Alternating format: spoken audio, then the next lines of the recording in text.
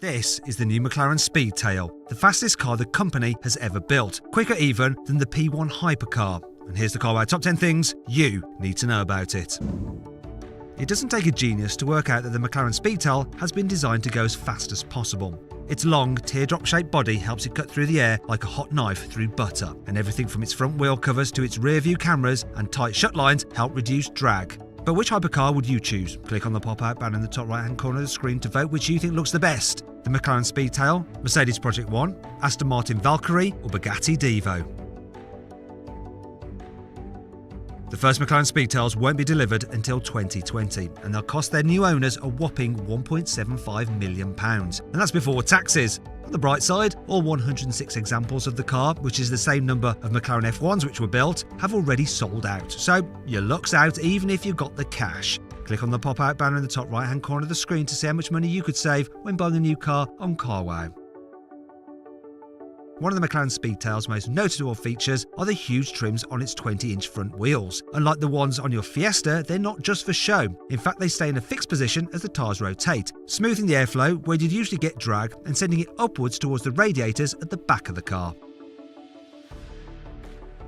Straight-line performance is what the Speedtail is all about, and its 1,050 horsepower petrol-electric engine powers it to a mind-boggling top speed of 250 miles an hour. That makes the rear-wheel drive Speedtail the fastest McLaren, although it's still 11 miles an hour slower than a Bugatti Chiron. Oh well, the McLaren's blushes are saved by its astonishing acceleration of 0 to 300 km an hour or 186 miles an hour in just 12.8 seconds. That's nearly a second quicker than the Bugatti and less time than it takes a VW up to get to 60 miles an hour. The Speedtail has the same 3-seat layout as the McLaren F1, with the driver sitting slightly ahead of their passengers in the middle of the car. The body clamping centre seat is modelled on the F1's and has directional leather upholstery that makes it easy to slide in and out of, although easy might be a relative term. On the upside, sitting in the middle gives you a brilliant view out and makes the car easier to place on the road. Along with having big power, the McLaren Speedtail is also very light. A carbon fibre body, aluminium suspension components and carbon ceramic brakes mean it weighs just 1,430 kilos. That's a huge 565 kilos less than a Bugatti Chiron and only a few kilos more than a Volkswagen Golf. Not bad when you consider the McLaren is 5 metres long.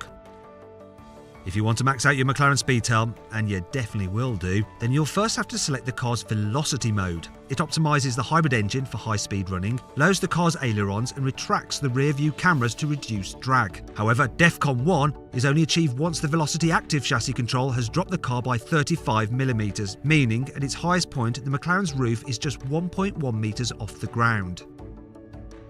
Every part of the McLaren Speedtail's body has been designed to help it slip through the air. As a result, it's narrower than the McLaren P1, but also almost a metre longer. From above, it looks like a teardrop, apparently the most aerodynamic shape in nature, and that huge one-piece rear clamshell helps smooth the airflow along the back of the car. Even the vents on the body have been optimised to provide just the right amount of air into the engine and radiators, while producing as little drag as possible. Practicality might not be high on the agenda if you're buying a ridiculously fast hypercar like the McLaren Speedtail, but for what it is, it's fairly usable. For one, you get 3 seats, all of which are big enough for adults. You also get 2 boots, one in the front and one in the back, and you can use every last litre of space because the Speedtail is, of course, available with a bespoke luggage set made from carbon fibre and leather. Lovely. To help it manipulate the air travelling over it, the McLaren Speedtail has ailerons at the back just like you'd find on a plane. Unlike the extending spoiler on a Porsche 911 Turbo, the ailerons are created by literally bending the carbon fibre bodywork at the back of the car. They are raised and lowered depending on your requirements, bending up under braking to produce downforce before flattening out at speed to reduce drag.